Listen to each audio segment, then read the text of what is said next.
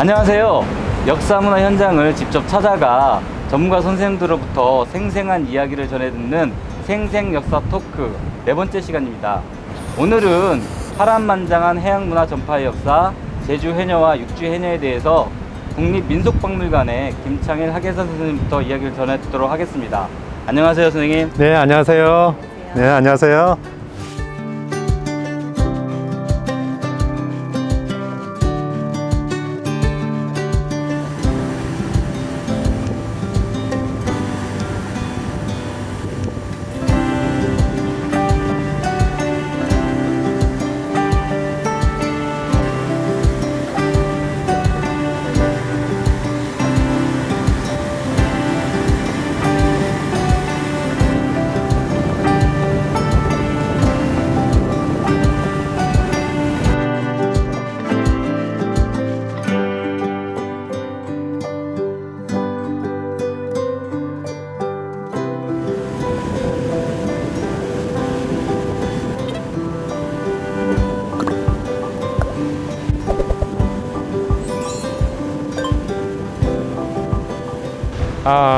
지금 우리가 앉아 있는데요. 여기가 뭐 하던 곳일까요? 선생님 초반부터 질문을 다 해주시고 아마 이렇게 생긴 거 보니까 혹시 물고기를 담아두는 곳, 저장해두는 곳이 아닐까요? 땡. 그럼 혹시 해녀들이 휴식을 취하던 곳일까요? 절반은 맞았습니다. 아니면 해녀들이 옷을 갈아입는 곳? 그것도 조금 맞았어요. 그러니까 이거는 종합 공간이라고 생각하시면 돼요. 과거에 해녀들이 여기에서 휴식도 취하고 옷도 갈아입기도 하고 또 여기에서 물질 준비를 하는 하나의 직결지이기도 하면서 사실은 가장 중요한 거는 이거에 불 피우던 곳이에요. 그렇네요. 이 불을 왜 피웠냐면 겨울에 물질을 했어요, 제주도에서는. 근데 고무 잠수복이 없던 시절에는 무명으로 된 옷을 입고 들어갔어요. 한겨울에 바다에 들어가면은 얼마나 추웠겠어요. 오래 못 견뎌요. 한 10분, 20분 하고 다시 나와서 불을 쬐고 몸을 녹이고 또 들어가고. 그럼 계속 반복한 거예요. 그러니까 이 불턱이 없으면 겨울에 물질은 못 한다고 봐야 되죠. 그래서 이 불턱의 가장 큰 기능은 몸을 녹이던 곳, 겨울에. 그리고 자녀들이 있어요. 예전에는 많았잖아요. 자녀들이 집에서 심심하니까 여기에서 아이들이 놀기도 하고 엄마를 기다리면서 또 물질하러 나갈 때 어린 아이가 있으면 젖을 줄 수가 없잖아요. 그럼 여기에서 젖을 주고 모든 해녀들의 어떤 그 문화적인 것들이 이곳을 통해서 다 전승되고 하는 곳이라고 할 수 있기 때문에 이곳이 해녀들에게는 가장 중요한 공간이었어요. 지금은 불턱을 사용을 거의 하지 않고 있어요. 불턱이 가장 해녀 문화를 설명하는 중심 장소였는데 지금은 그것들을 대체하는 것들이 생겼어요. 그런데 첫 번째가 고무 잠수복 때문에 이게 효용이 없어졌고요. 두 번째는 해녀 탈의장이 생기면서 없어졌는데 근데 이게 고무 잠수복이 보편화되다 보니까 이게 보온성이 굉장히 뛰어나요.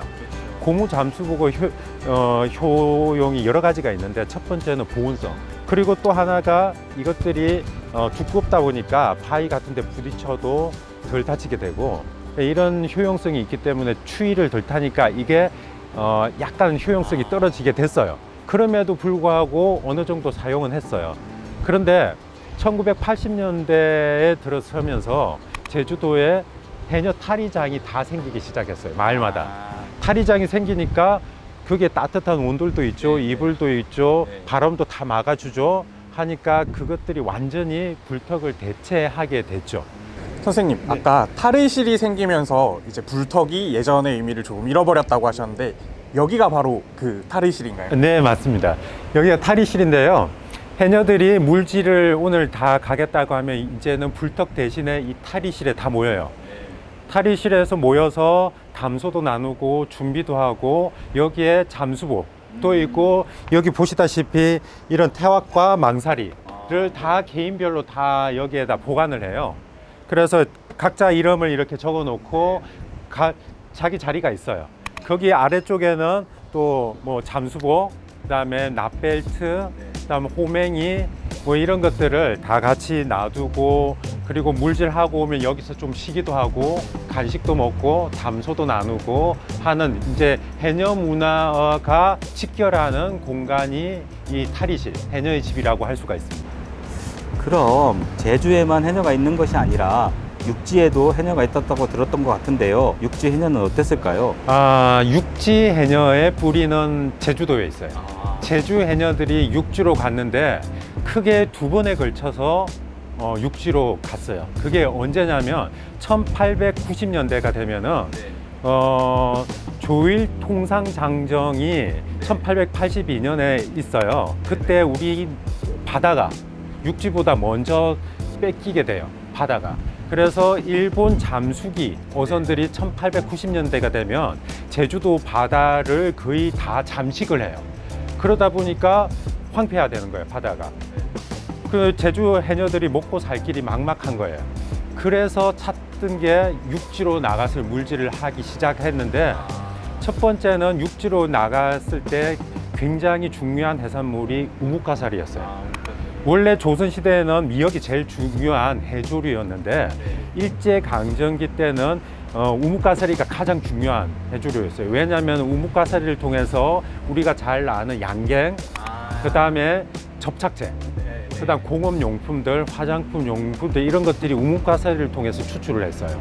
그래서 미역 가격이 나중에는 1000배 이상이 돼요. 그러니까 우뭇가사리가 하나의 그 금이죠, 해녀들에게. 그래서 우뭇가사리가 많이 나는 곳이 어디냐면 동해안이에요. 그래서 기장, 경주, 포항, 울산 이쪽이 수심이 얕고 안반지대예요. 그래서 해조류들이 굉장히 많이 있기 때문에 부산 영도를 중심으로 한 해조류 상인들이 제주도 해녀들을 육지 물질을 하도록 이렇게 이끌었어요. 그래서 영도에 직결했다가 다시 가까운 바다인 부산 기장, 울산, 포항, 경주로 보내게 돼요. 그리고 나서 나중에는 경북, 강원도, 이 한경도까지 올라가게 되는 거죠. 광복이 되고 나서 6.25 전쟁이 있었잖아요. 6.25 전쟁 무렵에는 좀 끊겼다가 1950년대 중반부터 1970년대 중반까지 20년에 걸쳐서 다시 물질이 활성화되는데, 그때는 우뭇가사리가 아니라 미역 때문에 가요.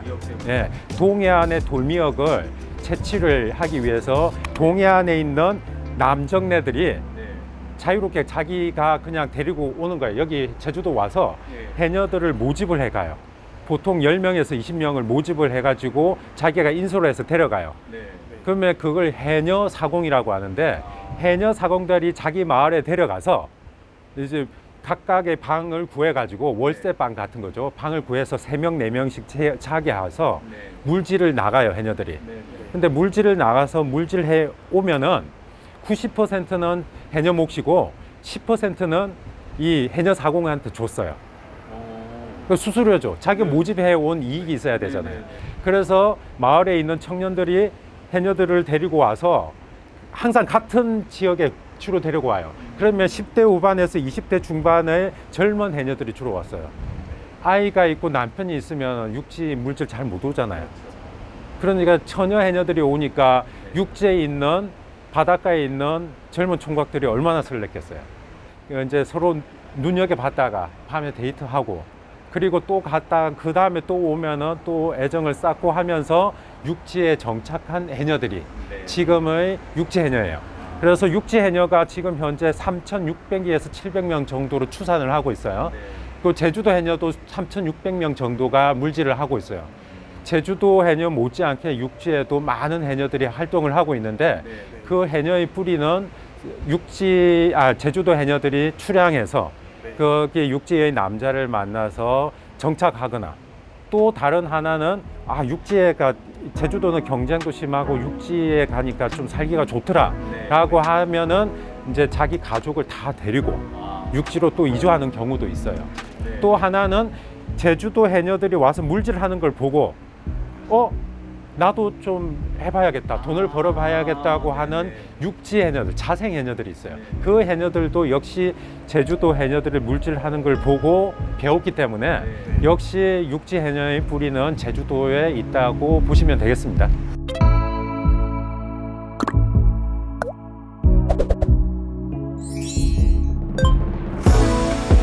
선생님, 지금 저희가 서 있는 여기 이 건물은 어떤 곳인가요? 네, 여기는 해녀 전용 창고라고 할 수가 있습니다.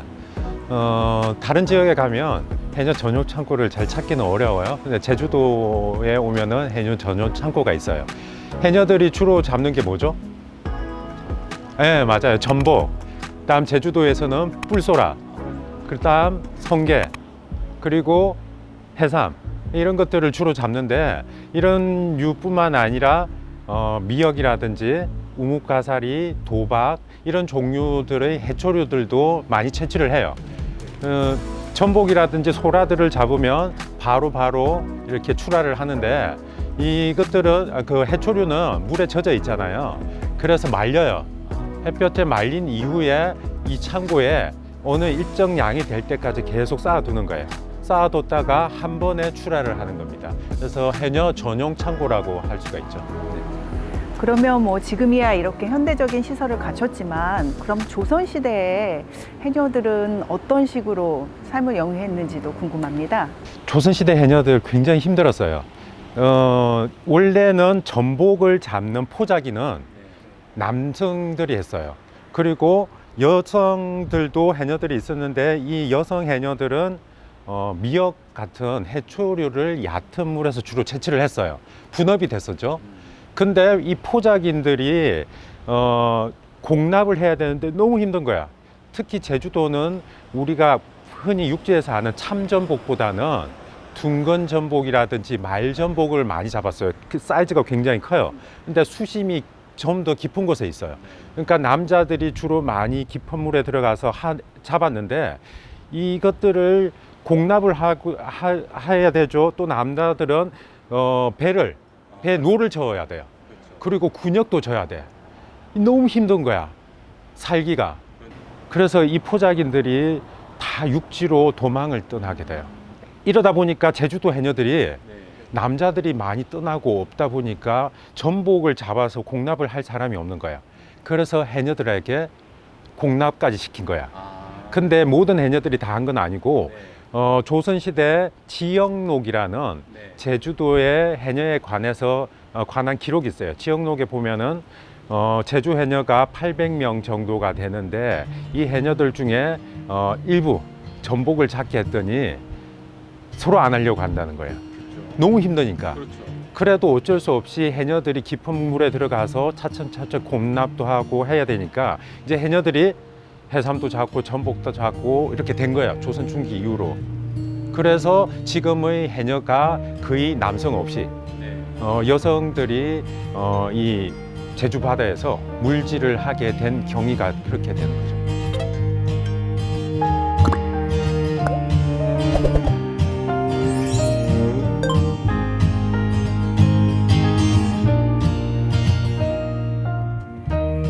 오늘 지금까지 제주 해녀에 대해서 선생님께서 많은 얘기를 해주셨는데 이 제주 해녀가 육지로 나간 물질을 한 걸로 알고 있는데요. 그러면 육지로 갔을 때 그쪽 사람들과의 마찰은 없었을까요? 있었죠, 당연히. 이 분들이 한 번 가면은 한 마을에 100명 내외가 갔어요. 그러니까는 한 마을에 100명 내외가 갔는데 이 마을 주민들은 자기 바다라고 생각했는데 외지에 있는 해녀들이 와서 전복, 해삼, 미역을 다 채취해 뿌리는 거야. 그러면 이 사람들은 뭐지? 라고 생각이 들겠죠. 그러다 보니까 분쟁이 계속해서 촉발이 되는 거예요. 그래서 1940년도, 50년대 이게 굉장히 일제강점기 때부터 이미 불만이 쌓이고 갈등이 생겨요. 근데 이것들이 또 폭발해서 50년대, 60년대 계속 이어지게 되는데 그러면서도 이제 1962년 되면은 어촌계가 생겨요. 즉 공식적인 어촌계. 어촌계가 생기면서 해녀들을 통제하기 시작을 해죠. 그게 질서가 잡히는 거예요. 그래서 어촌계가 에서 해녀들이 물질을 하면 해산물마다 수수료를 챙겨요. 그러니까 전복을 네네네. 잡으면은 네. 예를 들면은 30%는 어촌계에 내고 네네. 70%를 가지고 네. 해삼은 50대 50으로 하고 어. 이런 것들이 마을마다 각기 다르기는 하지만 어촌계에서 일정한 부분의 수수료를 챙기고 그것들을 가지고 마을을 위해서 또 사용하기도 하고 하면서 지금까지 이것들이 정착이 되는데 지금 현재는 그 갈등이 거의 없고요. 왜냐하면 이미 질서가 확립되었기 때문에 그래서 육지로 나가서 해녀들이 정착하면서 그 마을의 사정에 맞게끔 현지화된 거죠. 그래서 지금은 평화롭게 물질을 하고 있습니다. 그러면 선생님, 그 제주 해녀와 육지 해녀의 차이점은 어떤 점이 있을까요? 제주 해녀는 뭐 이 자체가 제주 바다는 거의 해녀의 바다라고 보시면 돼요. 네. 근데 육지로 나간 해녀들은 그 현지의 바다 사정에 맞게끔 네. 다른 물질 방식을 채택을 하게 돼요. 왜냐하면 동해에서는 섬이 없잖아요. 동해는 그렇죠. 거의 없죠. 네. 그러면은 지선 해안이라고 마을 앞에 어장에 나가서 네. 그냥 그런 나가서 물질을 하는데 마음대로 물질을 못 해요. 어촌계에서 이날은 물질을 할 수 있다 라고 해서 어촌계의 허락을 받고 아침에 물질을 나가게 돼 있어요. 그리고 물질하고 나오면 어촌계장과 어촌계 간사가 나와서 수확량, 채집한 양을 무게를 재서 예. 이 카드를 써줘요. 오늘은 얼마, 전복은 몇 킬로 잡았고 몇 킬로 잡았고 아. 해가지고 그것들을 위판을 하고 예. 나중에 총 계산을 해가지고 예. 수수료를 챙기고 이제 돈을 지급해 주는 거죠. 궁금한 점이 갑자기 생겼는데요. 그러면 내가 먹을 거 잡았는데 이건 위판장에다 파는 게 아니고 야, 이건 내가 잡아서 그냥 내가 먹을 거야 하는 것도 무게를 다 잴까요? 아, 네, 그럼요. 아, 그 내가 먹을 거는 네. 사실은 없어요. 이 공공의 바다예요. 이 육지해 바다는 나의 바다가 아니라 공공의 바다예요. 어촌계에서 위탁해서 관리하는 바다예요. 그래서 이 어촌계의 재산이에요. 그래서 해녀들이 잡아서, 그러니까 해녀들은 입어료예요. 바다에 들어가는 입어료고 또 어촌계에서는 행사료라고 해요. 이 해녀들에게 행사권, 그러니까 이 영향권을 미치는 행사권을 가지고 있고 그래서 행사료를 받게 되는 거죠. 그리고 서해안에서는 또 달라요. 서해는 섬이 많죠. 그렇죠. 주로 섬이 많기 때문에 어떤 마을 사람이 섬의 채취권을 예. 구입을 어촌계로부터 해버려요. 아. 어촌계로부터 해서 해녀들을 고용해요. 네네. 고용해서 배에 싣고 가서 아침에 이렇게 풀어 놓으면은 해녀들이 채취를 해요. 그럼 채취해서 배에 싣고 가요. 그러면 이 채취한 것들은 이 선주가 있게 되는 거예요. 선주가 팔아서 해녀들에게 일정 부분의 어떤 월급을 주는 거예요. 거죠. 그래서 그런 방식이 각각의 바다마다 다른 방식으로 해요. 근데 대신에 제주도는 해녀의 바다이기 때문에 그냥 자유롭게 자신이 한 것들을 자신이 가지고 가면 되는 거죠.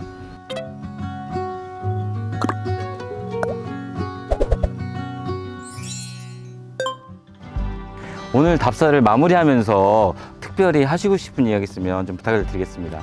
제주 해녀 문화는 유네스코에서 지정한 인류 무형유산이고요. 그다음에 우리나라에서도 굉장히 무형유산으로서의 가치를 인정받아서 네. 중요 무형유산으로 지정되어 있고요. 네네. 해양수산부에서 네. 중요업유산 1호로 이거군요. 해녀가 지정되어 있습니다. 그만큼 무형유산으로서의 가치를 인정받고 있다는 거겠죠. 네네. 그래서 이렇게 전 세계적으로나 우리나라에서 중요한 해녀 문화에 대해서 제주도에 와서 오늘 하루 종일 해녀에 대해서 이야기할 수 있는 기회가 돼서 정말 행복한 하루였습니다. 오늘 이른 아침부터 늦은 시간까지 제주 해녀뿐만이 아니라 육지 해녀에 대한 다양한 해녀 문화에 대해서 재미난 이야기를 해주셔서 선생님께 진심으로 감사드립니다. 네, 고맙습니다. 다음 시간에는 한국전쟁이 남긴 근대문화유산이라는 주제로 동아대학교 김기수 건축학부 교수님과 함께할 예정인데요. 다음 시간에도 많은 시청 부탁드리겠습니다. 감사합니다. 선생님, 네. 저희가 산 위에 올라왔는데요. 이곳은 어떤 곳인지 소개 좀 부탁드리겠습니다. 칠머리당 영등굿이라고 있어요. 칠머리당 영등굿은 무형문화재로 지정된 굿인데 해녀라든지 선주들이 여기에 제를 지내는 곳이에요. 바다에 나가면 바다의 날씨는 예측 불허예요. 그리고 물고기를 많이 잡을지 못 잡을지도 예측 불허고, 그래서 항상 불안하고 위험하고, 그래서 바다에 의존하는 사람들은 항상 토속신에게 의존하려는 그런 마음이 있었어요. 그래서 제주도는 신화의 고장이라고 하는데, 그리스 로마 신화가 화석화되어서 신성성과 이런 것들이 없어졌는데 아직도 제주도에는 많은 국과 신화들이 전승이 되고 있고요. 실제로 그것들을 믿고 있고, 그래서 전 세계적으로 신화가 가장 많이 전승되고 있는 곳이 바로 제주도입니다.